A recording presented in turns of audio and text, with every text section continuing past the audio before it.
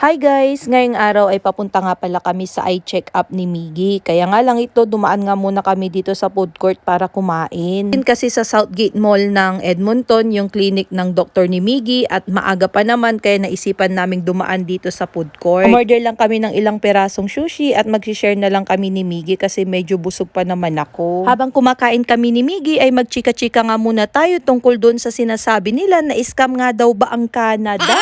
At sabi nga ng isang follower natin dito ay kung ano daw ba ang masasabi ko tungkol doon. Napanood ko nga rin yan dito sa Facebook at hati ang opinion ng madlang people tungkol sa sinasabi nila na scam daw ang Canada. Sa mahigit na 8 taon na paninirahan ko naman dito sa Canada ay wala naman akong naranasan na ako ay na-scam dito. Sa totoo nga niya ni gumanda nga ang takbo ng buhay ko magmula nang nakarating nga ako dito sa Canada. Napakaganda nga ng healthcare system dito sa Canada kahit taon-taon ka magbuntis at buwan-buwan ka magpa-check up sa doktor ay wala ka talagang babayaran kahit na 5 duling.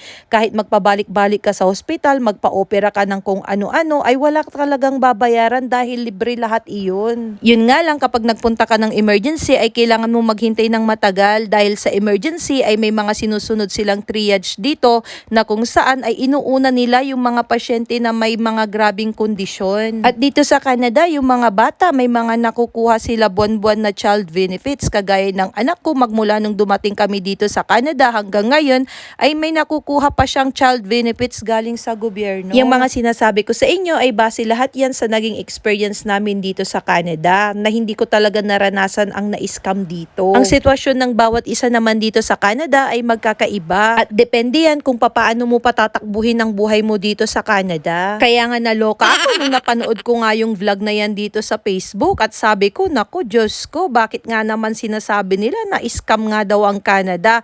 So ayun lang ang masasabi ko guys tungkol dyan at ayaw ko na ngang palakihin yung ganyang issue. Basta para sa akin, masaya ako dito sa Canada at maganda yung naging sitwasyon ko dito at magkakaiba naman ang mga tao dito. Kaya nga maraming madlang people ang nawindang nung mapanood nga nila yung vlog na yon. Basta ako, bahala kayo dyan.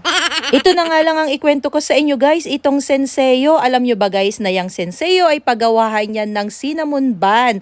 Yung mga tinapay na masasarap guys, ayan yung cinnamon bun o kaya cinnamon rolls.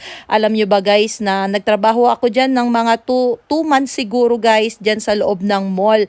Dahil tuwing holiday ay talaga nga namang sobrang busy ng store na yan.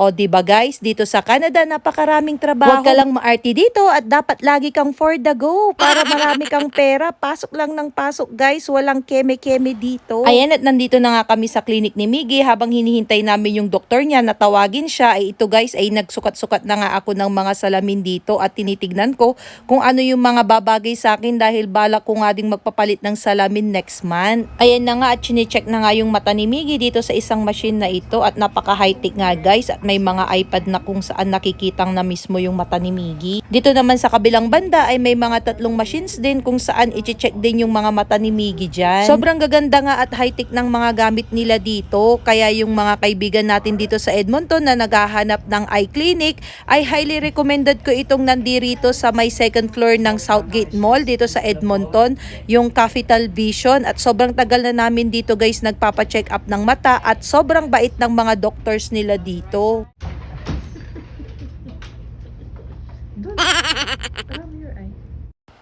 Pagkatapos i-examine yung mga mata ni Miggy doon sa labas ay nandito na kami sa loob ng clinic mismo ng kanyang doktor. Anything on the top line? NTK. It looks better. Come forward. I'm going to cover the left eye. I'll get the right eye. What can you read for me here, or it's all blurry? Is it all blurry? No. Which is the smallest line you can read for me here? Like the last one. Okay. Better number 1 or better number 2? 1, And 3 here or 4? 4. Good.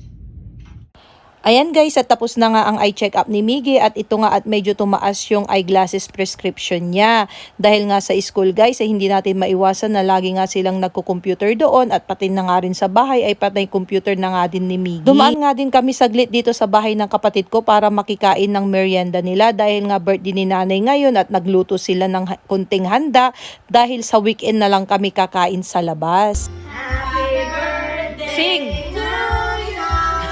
Happy birthday, dear Nana. It's time Concert.